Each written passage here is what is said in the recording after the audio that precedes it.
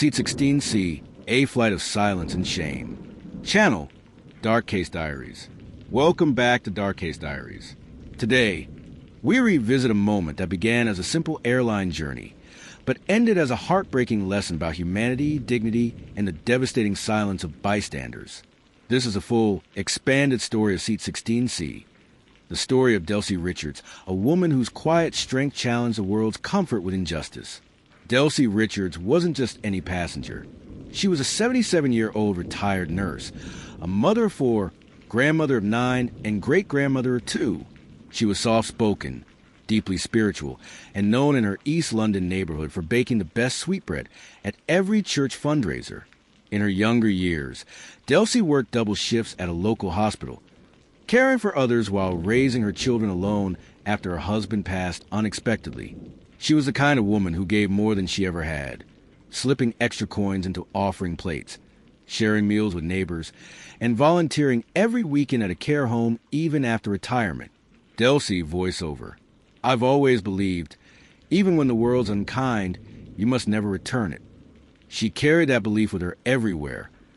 Even that day at the airport in Barcelona, Delsie's niece had invited her for a quiet visit in Spain, a birthday surprise for the woman who'd spent her entire life serving others.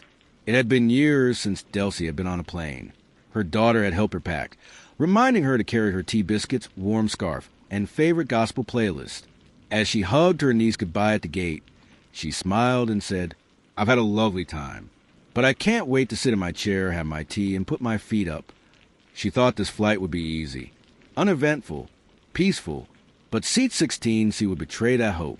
As she settled into her aisle seat, Delsie tucked her handbag under the seat, adjusted her sweater, and closed her eyes.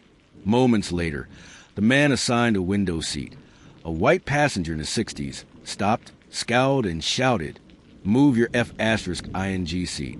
I'm not sitting next to that. Gasps followed. Delsie, quietly, I beg your pardon? He continued, Don't speak to me in your foreign babble, you ugly black cow. She shrank into her seat, a woman who had wiped tears from dying patients, comforted crying babies, and spent decades healing others, now being verbally assaulted like trash. Nearby passengers heard everything. Some froze. Some looked down. One woman covered her child's ears. But no one moved. No one intervened. The flight crew arrived, and instead of removing the man, they asked Delsie to move. Flight attendant, just to defuse things, would you mind moving, ma'am?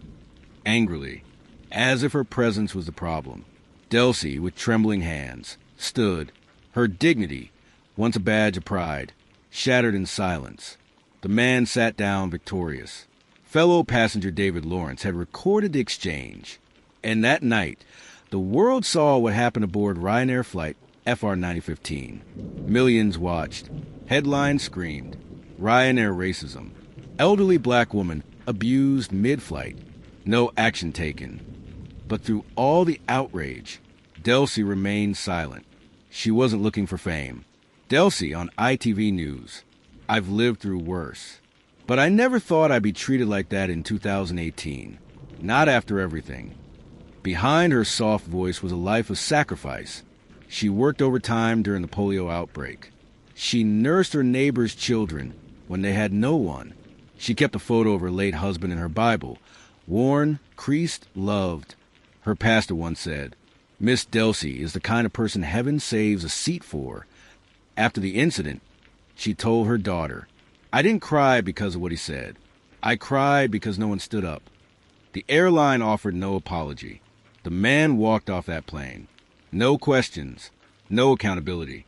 Later, after public pressure, Ryanair banned him. But to Delsie, it was too little, too late. Weeks passed, then months. Delsie stopped attending church.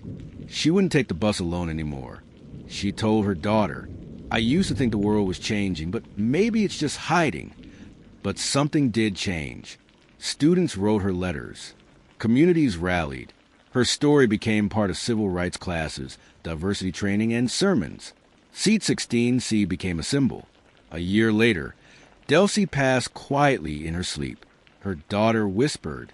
She died with a broken heart, but she also died knowing she mattered. At her funeral, the church overflowed. People she'd nursed decades ago came with flowers.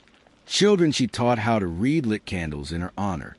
The mayor declared that October 21st would be Delsie Richards' Day in their borough, a day to reflect on kindness, courage, and confronting injustice. Racism doesn't always wear a hood. Sometimes it wears a seatbelt and a boarding pass. Sometimes the strongest people are the quietest in the room. Let Delsie's story remind us. Silence is not neutral. Silence is complicity. This was the true story of Seat 16C. This was the story of a woman who gave love and received silence. This is Dark Case Diaries. Thank you for listening.